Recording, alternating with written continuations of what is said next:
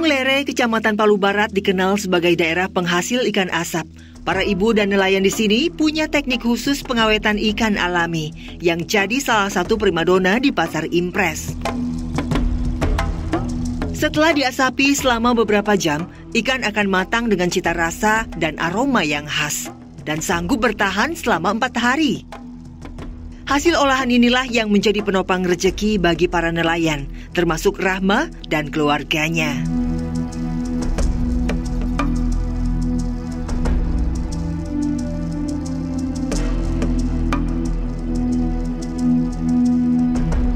Karena sebagian besar warga Kampung Lere merupakan nelayan dan ini adalah salah satu sumber mata pencahariannya, yaitu mengasapkan ikan. Teknik mengawetkan dan akan tahan sekitar 4 hari ikan-ikan ini tanpa harus masuk kulkas, dan nanti dijualnya adalah satuan, bukan kiloan. Ikan yang diasapkan ini jenisnya ada ikan ekor kuning atau lebih dikenal dengan ikan tongkol, dan juga yang lebih kecil ukurannya ini ada ikan batu. Oh, asapnya.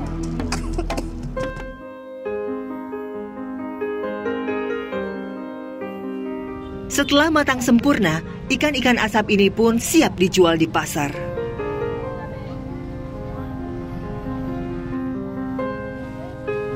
Rahma dan keluarganya dengan penuh semangat menawarkan dagangan mereka.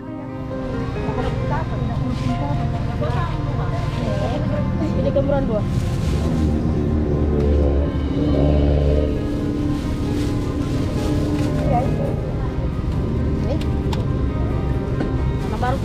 Nah, barunya lakukan honorisi bau.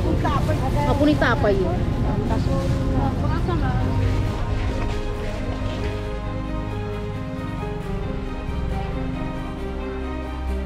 Harganya 10.000. Beruntung, ikan asap khas Kampung Lere punya banyak penggemar, sehingga hari ini seluruh ikan asap yang mereka bawa ludes terjual.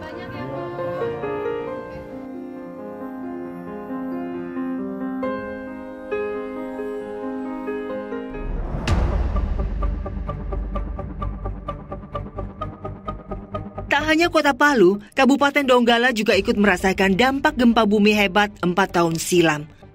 Pusat gempa memang tercatat berada di 27 km timur laut Donggala. Sejumlah pemukiman di dataran tinggi seperti di Desa Tamodo, Kecamatan Pinembani, merasakan guncangan hebat gempa, sehingga membuat kontur jalan amblas dan rusak parah. Hingga kini, akses menuju Desa Tamodo dan hampir semua desa lainnya juga belum diperbaiki sepenuhnya. Jalan yang masih rusak parah ini membuat kehidupan warga menjadi semakin sulit karena banyak komoditi yang susah dijual keluar desa. Namun warga Desa Tamodo tak mau berpangku tangan. Kerajinan daun pandan yang dianyam menjadi tikar menjadi penopang ekonomi keluarga.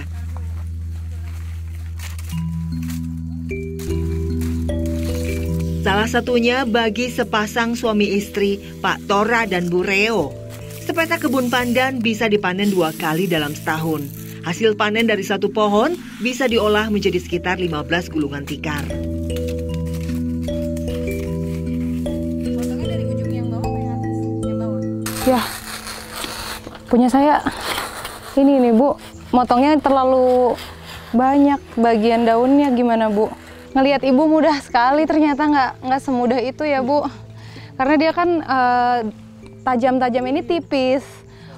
Saya terpotong sampai bagian tengah daun nih, Bu. Gimana nih, Bu? Nah. Oh, kalau yang bagian tengah memang untuk belah daunnya ya, Bu ya. Oke, saya coba ya, Bu.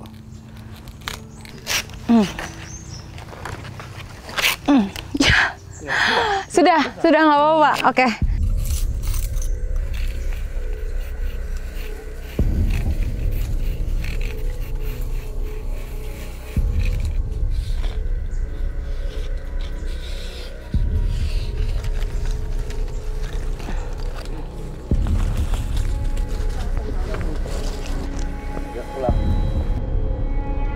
Daun pandan segar yang masih berwarna hijau harus dikeringkan terlebih dahulu.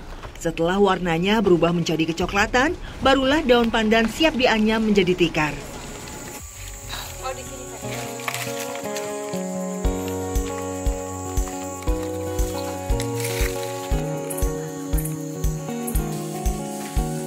Ketelitian jadi kunci.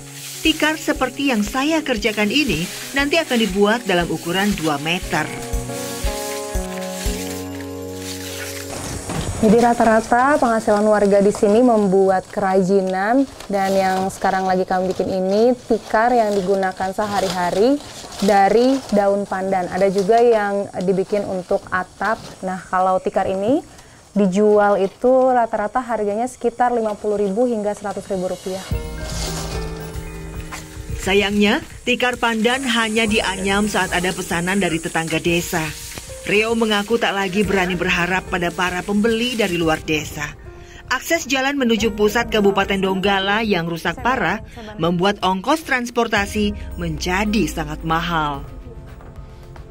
Alhasil, tikar pandan buatan Tora dan Rio tak jarang ditawar kelewat murah. Ibu, boleh disebutkan harapan ibu apa, Bu? Keinginan ibu apa?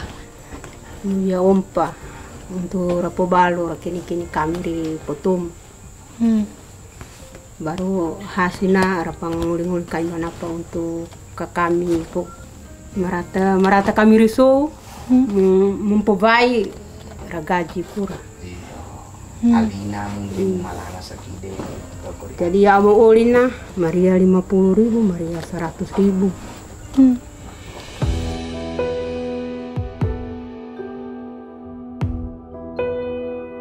Dataran tinggi Kabupaten Donggala menyediakan tanah yang subur bagi warga.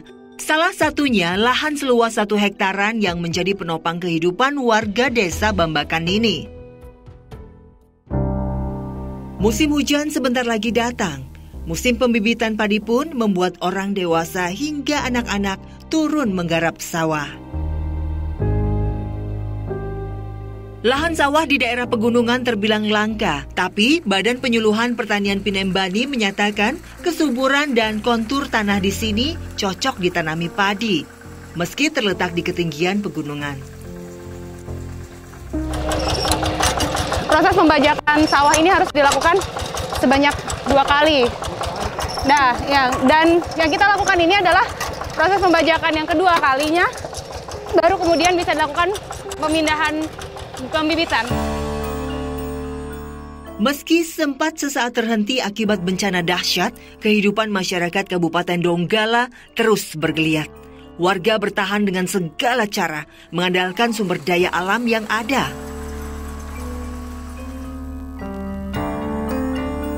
Salah satunya, Mono. Wanita Parubaya ini menjadi satu dari sekitar 300 warga desa Bambakan ini yang menggarap sawah untuk memenuhi kebutuhan keluarga. Akses yang terbatas membuat warga desa sulit mendapatkan sembako dari luar desa. Ibu sehari-hari memang datang ke sawah seperti ini? Iya.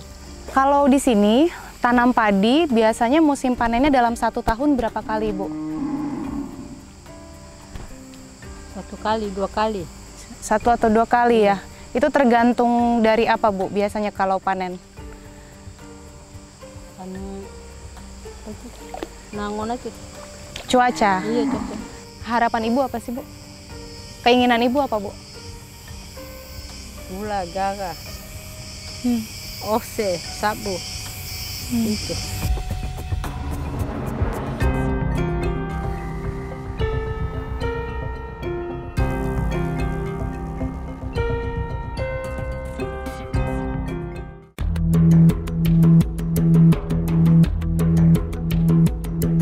Meski kerusakan tidak terlalu parah, 12 desa di Kecamatan Marawola Barat, Kabupaten Sigi juga terdampak gempa bumi 2018. Desa Dombu misalnya sempat terisolir selama hampir 1 bulan karena tanah longsor di mana-mana.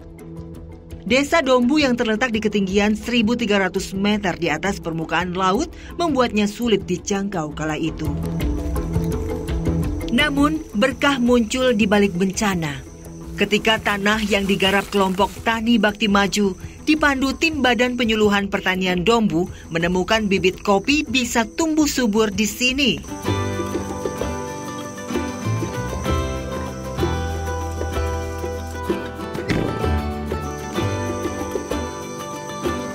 Kini, produksi green bean Desa Dombu dilanjutkan Jelvin dan sejumlah saudaranya.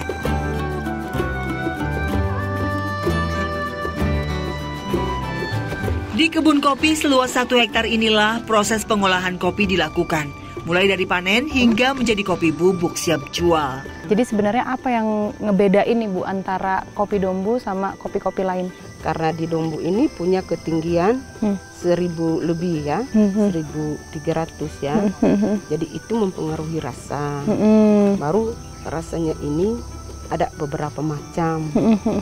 Ada yang rasa teh, ada yang rasa vanila, ada yang rasa... Kok bisa Bu kopi rasa teh atau rasa vanila? Itu dari cara kita mengolah. Yang itulah yang membedakan kopi Dombu dengan kopi di tempat lain. Bu, ada kendala nggak sih Bu selama Ibu menjadi petani kopi ya Bu? Terus selama ini mungkin apa yang pernah dirasakan? Mungkin dulu dampak bencana 2018 itu ada nggak sih efeknya Bu buat warga di Dombu ini? Ya mungkin waktu itu ada dampak tersendiri bagi kami kami petani khususnya di kopi ini. Punya kopi lalu sudah berbuah cuman belum ada pembelinya.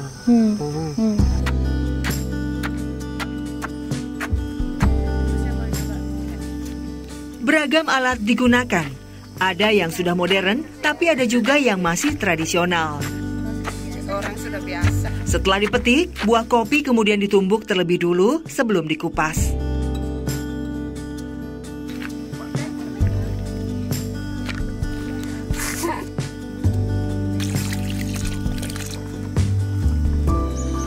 Setelah ditumbuk, biji kopi dan kulitnya dijemur di dalam dam kopi yang dinaungi atap plastik UV.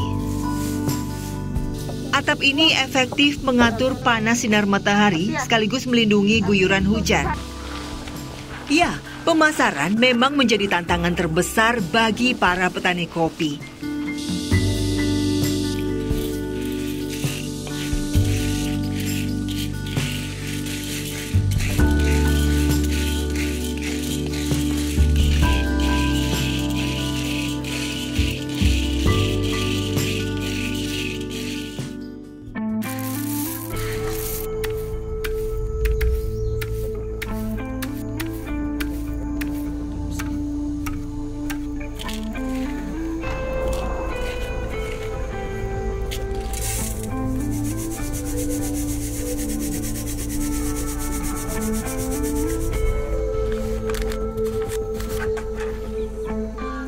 Setelah melalui rangkaian panjang proses, bubuk kopi pun dikemas dan siap dijual ke satu-satunya pengepul di desa Dombu.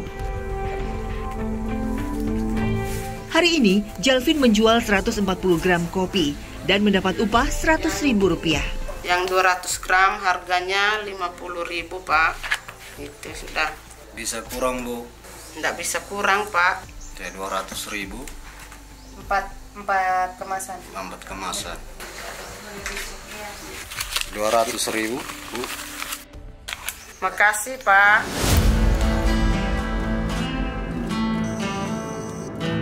Potensi kopi Dombu terbilang cukup besar. Varian kopinya beragam dan berlimpah. Sayangnya, belum ada perhatian khusus dari pemerintah daerah untuk memaksimalkan produksi dan penjualannya.